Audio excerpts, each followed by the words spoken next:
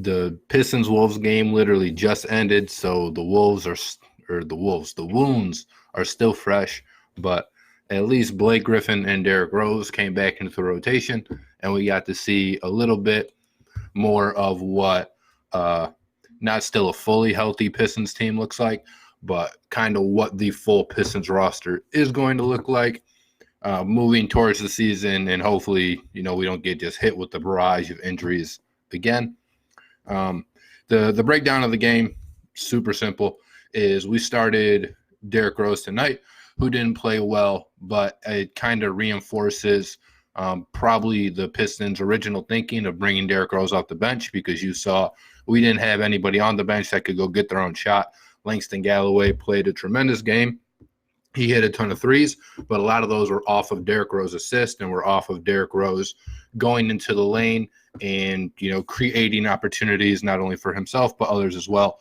So when you take Derrick Rose off the bench and you have a guy like Bruce Brown or Tim Frazier trying to run the offense, you essentially have no offense for however long Blake, Andre Drummond, Rose, and Kennard are not on the floor with you. Jim Wells here did not get game here, but Saw was bad. I'm trying to decipher that a little bit. I'm assuming you didn't watch the game, but you just kind of saw the box score and heard it on the radio. The game wasn't close for the most part. I don't blame a lot of that on the Pistons, actually. There are quite a few positives to take away from the game. Of course, some negatives as well, being that they lost. And just as you get further into the season, being that the Pistons aren't in rebuild mode, they're trying to be in win-now mode. There are only so many games and, kind of a cutoff period to where you can say, okay, we lost, but eventually all those buts have to convert into wins. Tonight, the story really in the first quarter, and first half, I guess you could say, but it kind of fizzled out towards the end, but not all that much. It was the Timberwolves. They came out on fire from three, and then, they were able to maintain a pretty good rate from downtown. They hit 15 out of 34 three-pointers, about 45%, and they shot 50% from the floor in the game, about 80% from the free throw line. So the Timberwolves were on tonight. They're one of the better offensive teams in the NBA, and tonight they showed why Andrew Wiggins has been impressive all year. He had a great game tonight, 33 points, 6 boards, 5 assists. Karl Anthony Towns, his box score and his stats probably showed a little bit better of a game than he actually played. And then on the bench, they had Jake Layman come in there and hit 4 or 5 threes, 6 or 9 overall, to give them 16 points off the bench, which was really kind of all the pop that they needed in order to beat the Pistons on this given night. Obviously, Blake came back, Derrick Rose came back. Those are the biggest stories of the game. Blake played about as well as you could expect him coming back. You probably want to see the scoring total a little bit up, but you have to keep in mind he only played 24 minutes, so they're still obviously monitoring his playing time. Same with Derrick Rose, who only logged 20 minutes, even though he did get the start.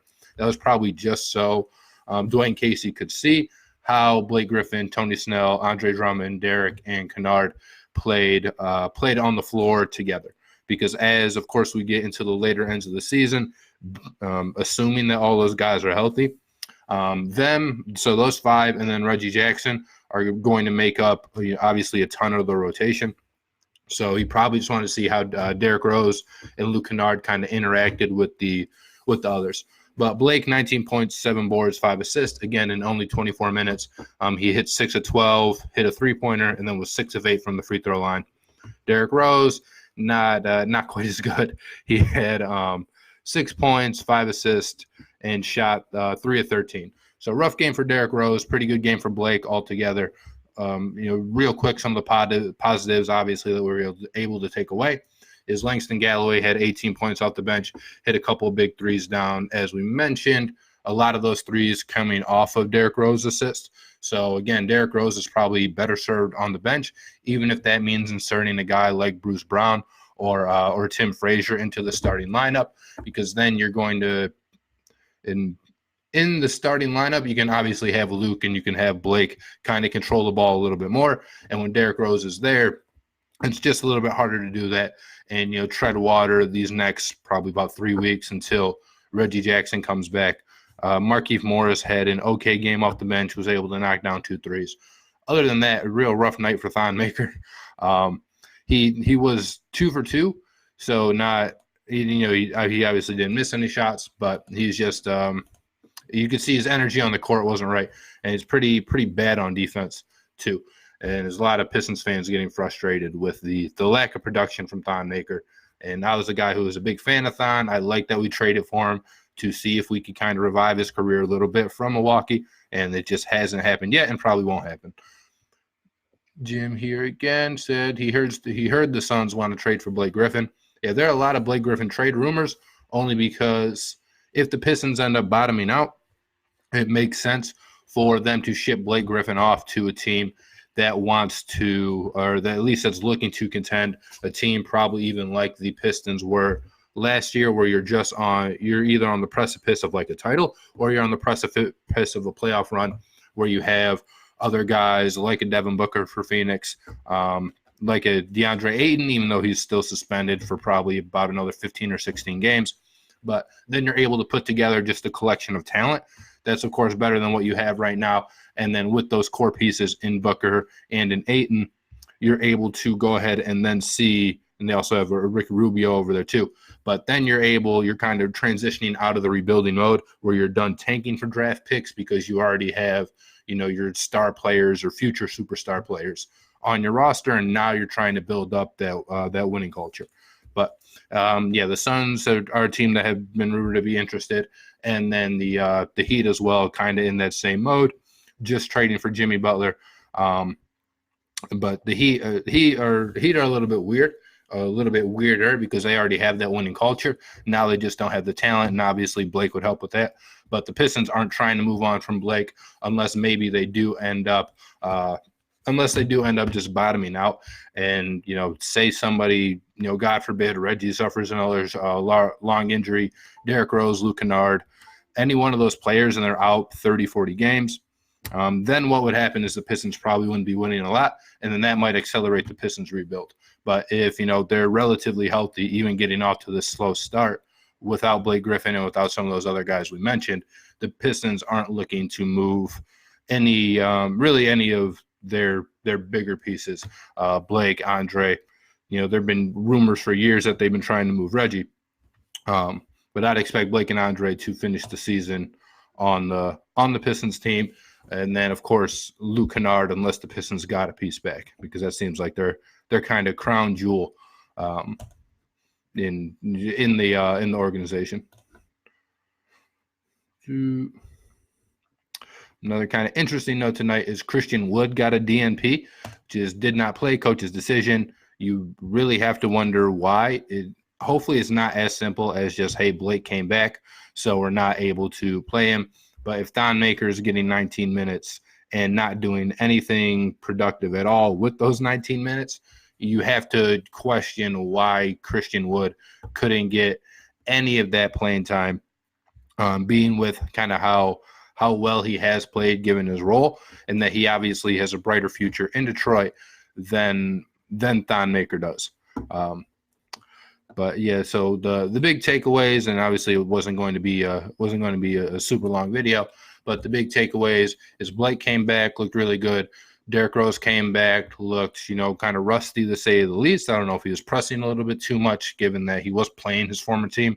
He was on the Wolves a lot last year, which before the first couple of games this year, kind of that was the start or the base of this Derrick Rose revitalization that we've kind of seen and that everybody's been really hype and is kind of proud for. Derrick Rose didn't play good. Blake Griffin played well, and their minutes were monitored. Blake Griffin again only 24 minutes, and Derrick Rose only logged 20 minutes, which is typically the amount of minutes that you would see from a guy off the bench. So to just kind of give you perspective, Blake played as many minutes as Markieff Morris did, and they actually both played less. Blake Griffin and Derrick Rose, that is, they both played less than Langston Galloway did, who got in there for 25 minutes. And you probably saw this game, and obviously it's only a one-game sample size, but this game does kind of give validation for what Dwayne Casey wanted to do in bringing Derrick Rose off the bench to start the year, not only to, obviously monitor his playing time and just try to keep him fresher for the long haul, but also to provide some pop off that bench, because the only guy, again, that played, well off the bench, Markieff had 10 points, so he didn't play too bad. But Langston was, a big contributor off the bench. But, 4 threes, and he had 18 points. So that's 12 points right there. I'd say on at least like 3 of them that I can remember, those were passes from Derrick Rose. So Derrick Rose was creating with Langston there. And if those two can develop, a pretty good rapport where Derrick Rose, maybe he knows where Langston likes the ball. Those are guys that you can see coming off the bench to give you a bigger punch when your guys go out. And then it doesn't allow Minnesota to go on those runs. At the end of the first quarter, I think Minnesota went on like a 29-10 run, which gave them that 15-point cushion after the end of the first quarter that the Pistons were never. I think the closest they cut it to after that was probably 6. And, of course, if you're 6 points within a basketball game, you're definitely in striking distance. But if you don't fall that far and you don't get outscored by 19 during that run, then, the game maybe comes out a little bit differently and you're not trying to play catch-up the entire time. Philip North says, I don't see any progress. Next week, high school basketball starts, so I will be coaching. Disappointed. Don't see the Pistons making the playoffs. Well, good luck to you and your team, Philip. I do see the Pistons making the playoffs, and that's something that I assume we're going to discuss on our Sports Carnage podcast. Anytime coming up here, we haven't talked a lot about the NBA. This is why I have to do this for you guys. One, because I love talking about the Pistons, but the two is just to kind of get my NBA fix. But I'm sure we'll talk about, the Pistons and just kind of the NBA landscape in general coming up. But I do see the Pistons still making the playoffs when all of their pieces come back together. There's 71 games left in their season. They're 4-7, so not the start that you wanted, but certainly not out of it. And, you do get Blake back now. Andre, besides really tonight, has been playing at like an all NBA type level. Ryan Hallberg says these guys are super athletes. Their inability to attempt to play anything more than mediocre defense is astounding.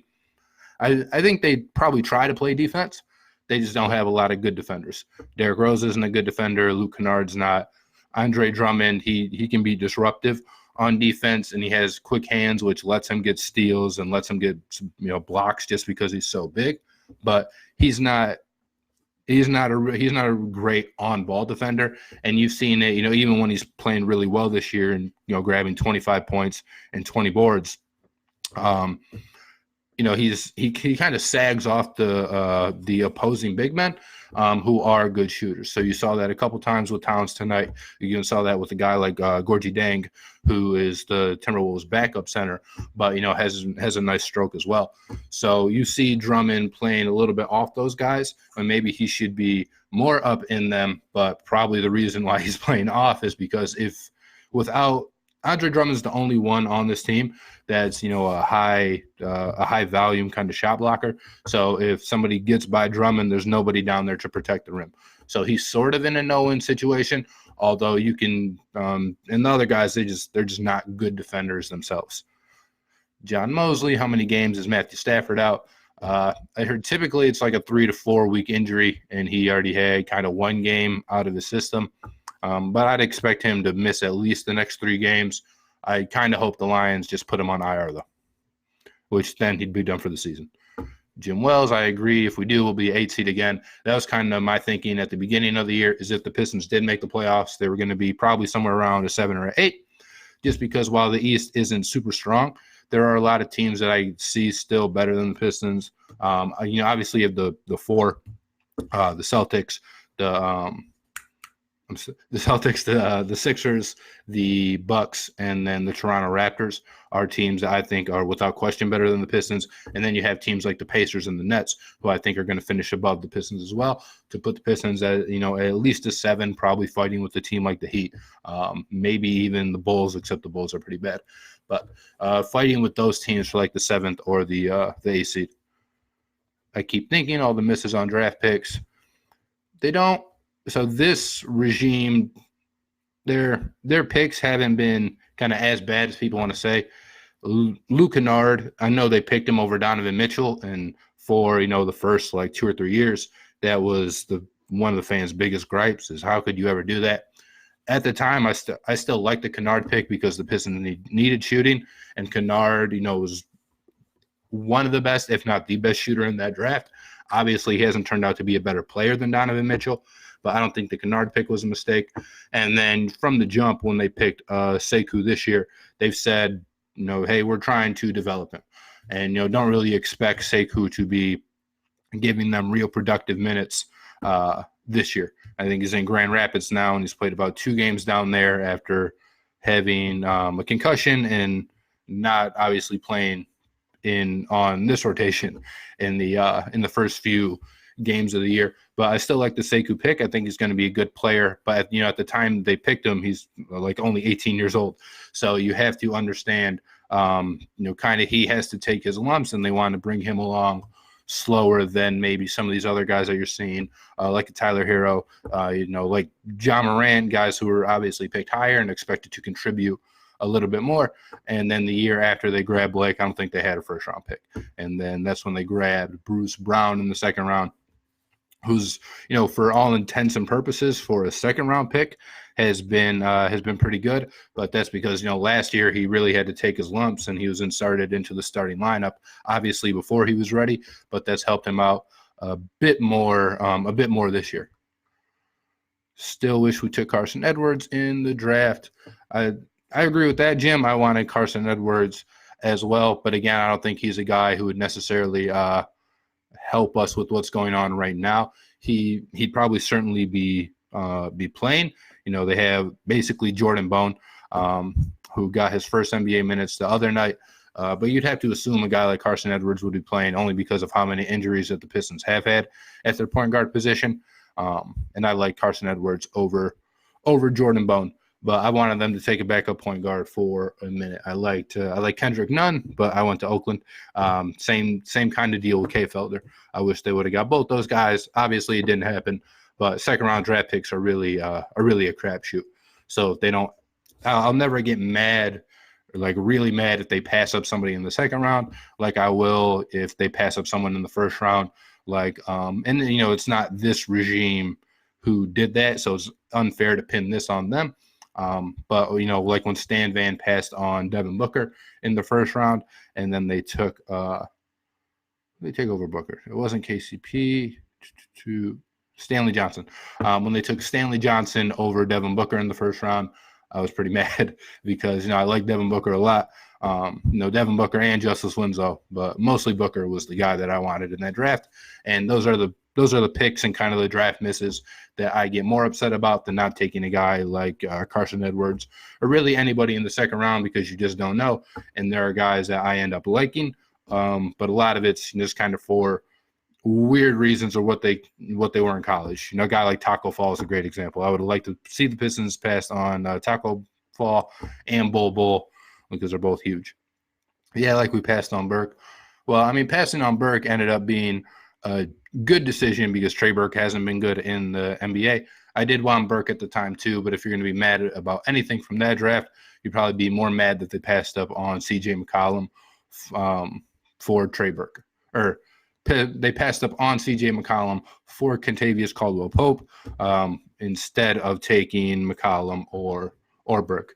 But again, hindsight's 2020 in the drafts. But in that draft specifically, I did want Burke as well. But we would have just been wrong, and then we would have been mad. The comments would have been different. You'd be sitting here now like, oh my God, I can't believe we passed on whoever because Trey Burke wasn't a good pick either. But that is really all we have for you guys tonight. Of course, a little bit of a shorter video, but Blake Griffin back, Derrick Rose back. The Pistons have another crack at it on tomorrow, actually, against the Heat, and they're at Miami. I don't like that. The little home away back-to-back. The NBA is trying to the NBA Detroit versus everybody. But they have the Heat tomorrow, and hopefully they can have some pretty quick memory loss and go down there and get a win against a team that is above them in the standings, and a team that, if they're fighting for that 7th or 8th seed at the end, is going to be a team that's right kind of there with them. So, of course, every win helps, and every win you can get against that specific team helps. But other than that, thank you guys for joining me. I am Ryan. I'm, of course, part of the Sports Carnage podcast. We do this for you guys after pretty much every game. Michigan State, Pistons. Well, we try. We've missed a couple, but there are a lot of games going on in Detroit sports world. But that is what we have. Follow the links for our Sports Carnage podcast if you guys are so inclined to listen to us there. And if you like what you hear, then follow us on social media. Facebook link right there. From there, you can find our Twitter or YouTube and just kind of everything else that we offer. And I will see you again tomorrow night when the Pistons take on, or after the Pistons play the Miami Heat. But it's also our podcast night, so let me check the time because that might be a little bit conflicting. Depends on what time we hop on. I might be pulling double duty tomorrow night. But anyway, thank you guys for joining me and have a great night. Oh, also, if you're watching this on YouTube after, I do Facebook Live. So if I'm reading questions, obviously you can't see the questions that are on the screen as I'm on Facebook Live. But please don't think I'm crazy. I'm reading them on Facebook Live, and then I upload it to YouTube after. And if you haven't seen one of our YouTube videos, go ahead and check out our channel over there. But thank you guys. Have a good night. Go Pistons.